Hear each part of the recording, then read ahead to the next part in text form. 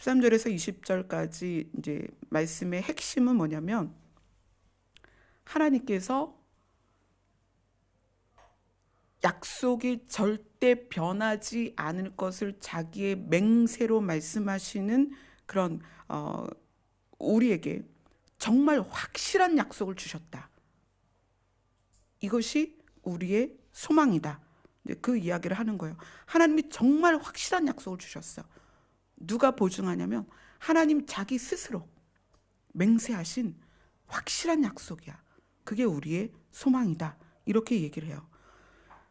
히브리서에서는 앞에서부터 이제 소망에 대한 걸 이야기합니다. 소망. 하나님이 성경을 통해서 우리에게 말씀하시는 소망과 우리의 소망이 좀 다르죠. 여러분 각자에게는 각자의 삶의 소망이 있어요. 그거는 육으로 사는 세상에서 필요한 것들을 우리가 단기적으로 소망을 이렇게 만들어냅니다. 그러나 성경이 말하는 소망은 아주 명확합니다. 어떤 소망이냐? 한번 봅시다. 히브리서 3장으로 갑니다.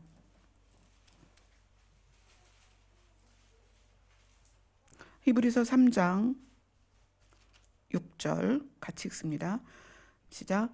그리스도는 하나님의 집을 맡은 아들로서 그와 같이 하셨으니 우리가 소망의 확신과 자랑을 끝까지 굳게 잡고 있으면 우리는 그의 집이라. 그리스도는 하나님의 집을 맡았다. 우리는 그의 집이다. 이 소망을 확신과 자랑을 끝까지 잡자. 자, 이 소망, 여기서도 소망을 말하죠. 히브리서 6장 11절로 갑니다.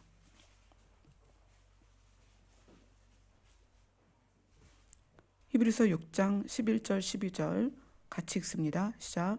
우리가 간절히 원하는 것은 너희 각 사람이 동일한 부지런함을 나타내어 끝까지 소망의 풍성함에 이르러 게으르지 아니하고 믿음과 오래 참음으로 말미암아 약속들을 기업으로 받는 자들을 본받는 자가 되게 하려는 것이다. 여기서도 소망을 얘기해요. 소망의 풍성함.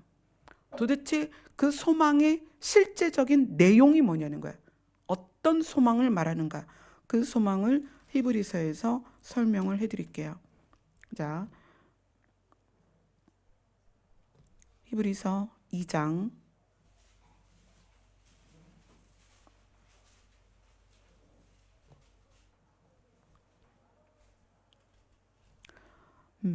'어디를 보시냐면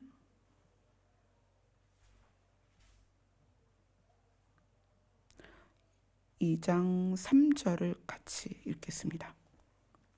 시작. 우리가 이같이 큰 구원을 등한히 여기면 어찌 그 보응을 피하리요. 이 구원은 처음에 주로 말씀하신 바요 들은 자들이 우리에게 확증한 바니.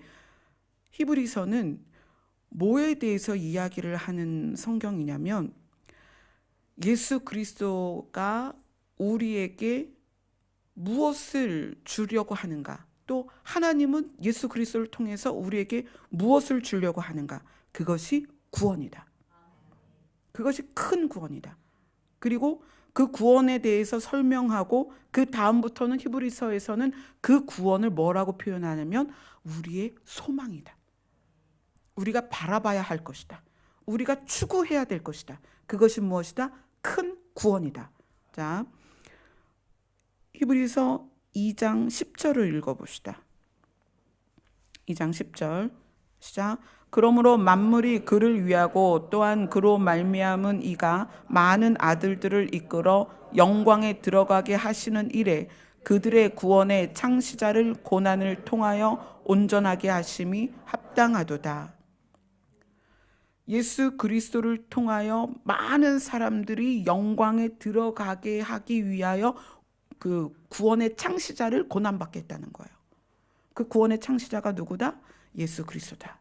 그분을 통해서 많은 사람들이 영광에 들어가게 하려고 그 구원의 창시자를 고난을 받게 했다. 그리고 그 예수 그리스도의 사역에 대해서, 그 구원의 실질적인 내용에 대해서 14절부터 설명을 합니다. 히브리서 2장 14절 같이 읽습니다. 시작. 자녀들은 혈과 육에 속하였음에 그도 또한 같은 모양으로 혈과 육을 함께 지니심은 죽음을 통하여 죽음의 세력을 잡은 자 곧 마귀를 멸하시며. 자, 구원의 창시자가 큰 구원을 이루시는데 첫 번째 하신 일이 사역이 뭐냐면 죽음의 세력을 잡은 자 곧 마귀를 멸하셨다는 거예요. 무엇을 통해서? 자기의 죽음을 통해서. 어떻게? 죽으셨다가 부활하셨잖아요. 죽음을 이기셨단 말이에요.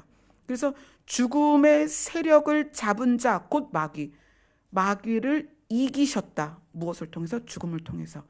큰 구원은 무엇이다? 마귀를 이기신 것입니다.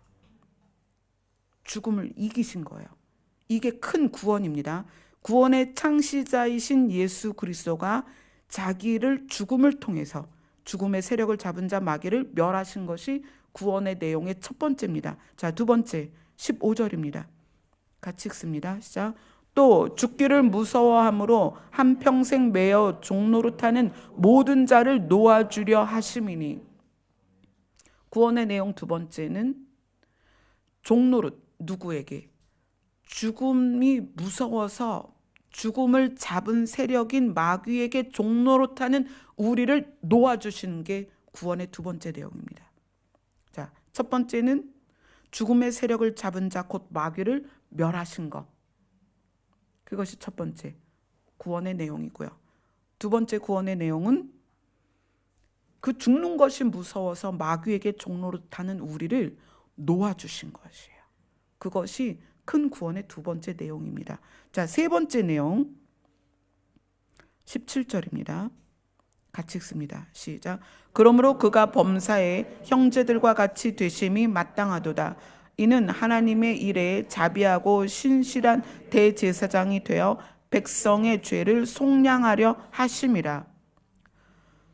사람들과 똑같이 고난받고 죽으셔서 죄값을 치르셨다. 속량, 죄를 속량하셨다. 죄를 속죄하셨다. 그러니까 죄의 종노릇 또 사망의 종노릇하는 사람을 놓아준 거랑은 조금 달라요. 감옥에서 사람을 꺼내준 거랑 그 죄가 없어진 거랑은 다르다는 얘기예요. 그죠? 그래서 예수님이 하신 구원의 사역의 세 번째는 뭐냐면 죄를 아예 없애주신 거예요. 죄를 사해 주셨다. 너는 이제 죄인이 아니다라는 거예요. 죄인이 아니기 때문에 어딜 가는 거예요? 천국 가는 거죠. 죄인이 어떻게 천국 가요? 죄가 사해졌기 때문에 천국을 가는 거예요. 의인이 가고 거룩한 자가 가는 그 나라를 우리가 갈 수 있는 이유는 죄를 사함 받았기 때문에 가는 거예요. 예수님의 큰 구원은 첫째는 죽음의 세력을 잡은 마귀를 멸하신 것입니다. 두 번째는 죄의 종노릇하고 죽음의 종노릇하는 우리를 놓아주신 것이에요. 세 번째는 우리의 죄를 아예 사해 주신 것입니다. 그것이 예수 그리스도의 구원의 능력입니다. 자, 마지막으로 18절입니다. 시작. 그가 시험을 받아 고난을 당하셨은즉 시험 받는 자들을 능히 도우실 수 있느니라. 예수 그리스도의 구원의 네 번째 단계는 뭐다? 우리를 도우시는 거예요. 우리가 구원은 받았는데 구원을 이루어가는 과정에서 하나님 나라까지 도착하는 동안이 너무 힘들다는 거예요. 우리가 야고보서 다루면서 베드로전서 제일 처음에 뭐부터 나와요? 너희들 시험 당할 거다. 시험 당하면 기뻐해라. 시험을 견디고 이겨내라. 왜? 생명의 면류관을 받을 거니까. 야고보도 베드로도 예수님의 측근으로서 가장 먼저 예수님이 승천하시고 그 제자들이 겪어야 될 게 무엇이었냐면 시험이었다는 거예요. 하나님과 분리시키고자 하는 모든 종류의 시험을 그들이 당했습니다. 생명을 버리는 시험까지 당했단 말이에요. 그러나 너희들이 참고 견뎌라. 왜? 생명의 면류관을 얻으니까. 그런데 그것이 너희 힘으로 참으라는 게 아닙니다. 구원의 네 번째 단계는 무엇이다? 예수님이 우리를 도우신다는 거예요. 그래서 소망이 있는 거예요. 큰 구원을 히브리서에서 소망이라고 말하는 이유는 예수님께서 그것을 친히 우리를 도우시기 때문에 소망인 거예요. 얼마나 기쁜 일이에요. 야, 너네가 니네 능력으로 참고 견뎌서 가시밭길, 아골 골짝, 빈들을 지나서 여기까지 도착해라. 그럼 우리가 그 야전에서 배낭 메고 행진하는 군사들처럼 폭격이 오면 피하고 지뢰가 터지면 다리가 다 나가고 이러면서 기어가면서 그렇게 오라는 게 아니에요. 너희의 구원을 위해서 내가 돕겠다. 하나님께서 친히, 하나님이신 예수님이 친히 뭐라고 보장하시냐면 그도 시험을 받아서 고난을 당하셨은즉 시험 받는 자들을 능히 도우시리라. 이게 큰 구원입니다. 너희들끼리 각계 전투에서 오라는 게 아니에요. 내가 도울 것이다. 보장하셨다는 거예요. 그래서 구원을 뭐라고 부른다? 소망이다. 아멘. 그것을 주님께서 이루어 가신다는 거예요. 그래서 너희들이 하나님이 그 약속을 친히 이루실 것을 자기 이름으로, 자기 이름을 걸고 맹세하셨다는 거예요. 하나님보다 높은 자가 없습니다. 하나님보다 높으신 분이 없기 때문에 하나님 이름으로 맹세하신 것은 반드시 이루어집니다. 하나님은 거짓말하실 수 없습니다. 그래서 그 큰 구원을 반드시 이루십니다. 어떤 자들을? 믿는 자들을. 그 소망을 가지고 그 구원에 대하여, 구원의 이 네 가지 내용에 대하여 믿는 자들을 하나님은 반드시 이끌어 가십니다. 아멘. 자, 그래서 이 소망을 가지고 있는 것에 대해서 여러분 이제 이 구원, 이 큰 구원에 대한 소망이 다 있잖아요. 하나님께서 우리를 도우실 거야. 결국 하나님 나라까지 우리를 인도하실 거야. 우와, 신난다. 그게 우리의 소망이야. 막 기쁨이 되는 거예요. 이것에 대해서 뭐라고 표현하냐면 영혼의 닻이다. 닻이 뭐냐면 바다에 배가 떠 있는데 배가 동력을 사용하지 않아도 바닷물이 파도에 의하여 움직일 때 배는 떠내려갑니다. 무동력 선들도 바람에 의하여 배는 떠다니게 돼 있어요. 흔들리게 돼 있고. 그런데 그러한 배를 고정시키는 게 뭐냐면 닻입니다. 그래서 아주 무거운 쇳덩어리가 달렸죠. 그 닻은 그 갈고리 모양의 그 쇳덩어리로 바닥에 고정시켜서 어떤 비바람이 불어도 어떤 태풍이 불어도 떠밀려 가지 않도록 고정시키는 게 닻입니다. 그런데 이 소망에 대해서 뭐라고 말하냐면 튼튼하고 견고한 닻이다.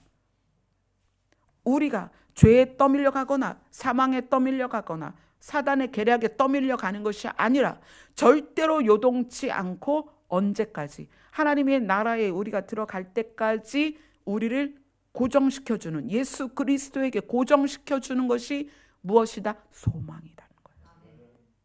여러분 소망을 붙드세요. 그 소망이 반드시 결과를 여러분에게 주실 것입니다. 그 결과가 뭐예요? 생명의 면류관입니다. 그 소망은 닷과 같다. 어떤 태풍에서도 배가 떠내려가지 않도록 배를 고정시키는 닷과 같아. 너희의 영혼의 닻이다. 그 닻이 무엇이다? 소망이다. 무슨 소망이다? 큰 구원을 이루어내실 예수 그리스도의 이름의 능력입니다. 아멘. 어둠의 권세, 사망의 권세, 여러분 두려워하지 마세요. 그 어떤 것도 우리가 소망을 굳게 잡고 있으면 그 소망이 우리를 예수 그리스도에게 단단히 묶어두고 예수 그리스도가 휘장 안으로 들어가셔서 대제사장이 되어 주신 것처럼 우리도 담대히 그 휘장 안으로 들어간다는 거예요. 아멘. 여러분을 힘들게 하는 일들이 세상에서 늘 일어납니다. 갈등도 있고 어려움도 있고 질병도 있고 많아요. 또 가시와 엉겅퀴를 낼 수밖에 없는 우리입니다. 우리의 기본 흙의 재질이 바뀌었다 그랬잖아요. 에덴의 흙으로 만들어졌지만 우리가 에덴에서 쫓겨나면서 에덴 밖에 있는 흙은 어떤 흙이다? 가시와 엉겅퀴를 내는 흙이다. 우리는 본질이 바뀌었습니다. 그래서 성경이 뭐를 해라? 밭을 갈아라. 그런데 이것이 갈다가 지쳐서 포기하는 그게 아니라는 거예요. 소망을 가져라. 예수 그리스도가 우리를 도우실 것이다. 아멘. 저는 여러분들이 신앙생활하면서 어떤 문제를 만나도 이 소망을 견고히 붙드시길 바랍니다. 그러면 여러분의 영혼은 하나님의 나라에 정착하는 배와 같을 것입니다. 예수 그리스도께서 닻이 되어 주셔서 여러분을 견고하게 하나님의 보좌에 묶어 주실 것입니다. 아멘. 아멘. 우리 찬양 하나 합시다.